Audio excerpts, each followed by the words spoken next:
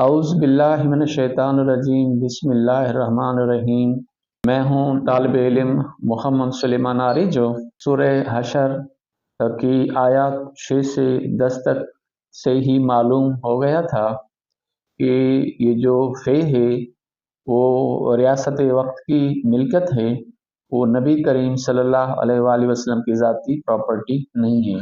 اس سورہ سے ہٹ کے ہم قرآن پاک سے پوچھتے ہیں کہ اصولی طور پر کیا پیغمبر کو کوئی میراث، کوئی پراپرٹی، کوئی جاگیر بنانے کی بھی اجازت ہے یا نہیں؟ نبی کریم صلی اللہ علیہ وآلہ وسلم کوئی ذاتی میراث نہیں رکھ سکتا، اور اپنی نگاہیں ہرگز چیزوں کی طرف نہ دوڑانا جو ہم نے ان میں سے مختلف لوگوں کو آرائش دنیا کی دے رکھی ہیں تاکہ انہیں اس میں آزما لیں۔ تیرے رب کا دیا ہوا ہی بہت بہتر اور بہت باقی رہنے والا ہے۔ سورہ طہ آیت 131۔ سورہ طہ میں اللہ تعالیٰ نبی کریم صلی اللہ علیہ وآلہ وسلم سے مخاطب ہو کر کہتا ہے کہ جو میں نے دنیا کی آرائشیں لوگوں کو دے رکھی ہیں، ان کو دیکھ کر کبھی آپ کے دل میں ان کے حاصل کرنے کا جذبہ بھی پیدا نہیں ہونا چاہیے۔ آگے چلتے ہیں۔ نبی کے ہاتھ میں قیدی نہیں چاہیے جب تک کہ ملک میں اچھی خون ریزی کی جنگ نہ ہو جائے۔ تم تو دنیا کے مال چاہتے ہو اور اللہ کا ارادہ آخرت کا ہے، اور اللہ زور آور با حکمت ہے۔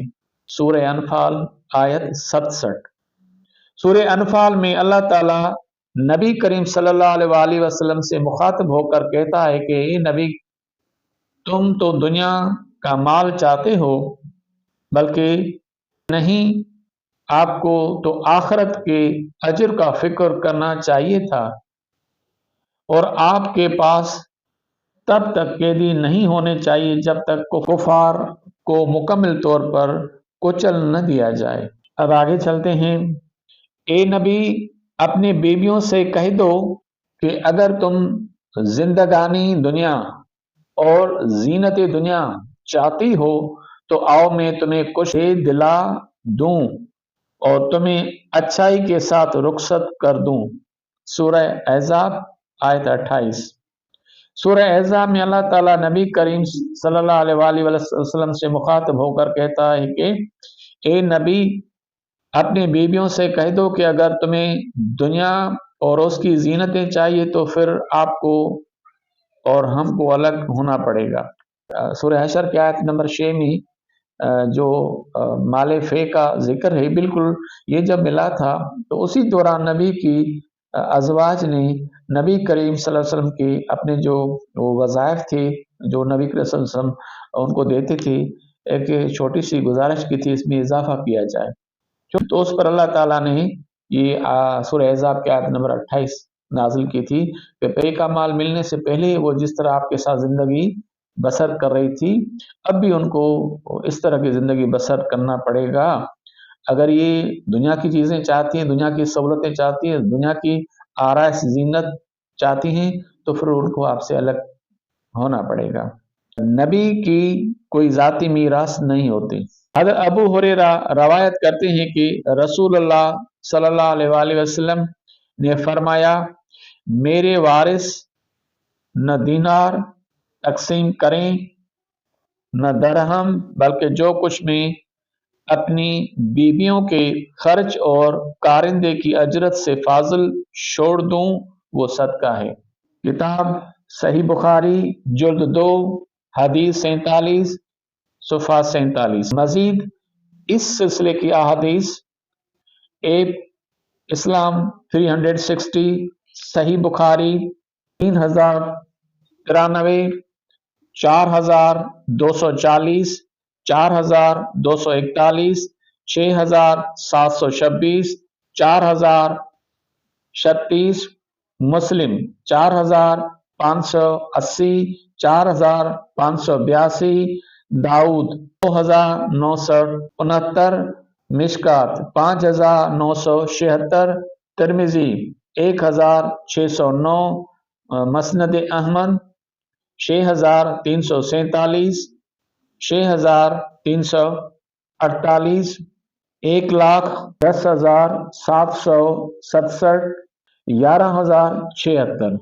फरमाया अमीरुल मोमिनीन ने, खुदा ने मुझे खल्क का इमाम बनाया है, बस मेरे लिए एक मिकदार मुयीन कर दी है खाने पीने और पहनने की, ज़ईफ और कमज़ोर आदमियों की तरह, ताकि फ़कीर मेरी फ़कीरी की पैरवी करें और गनी उससे सरकशी न करें।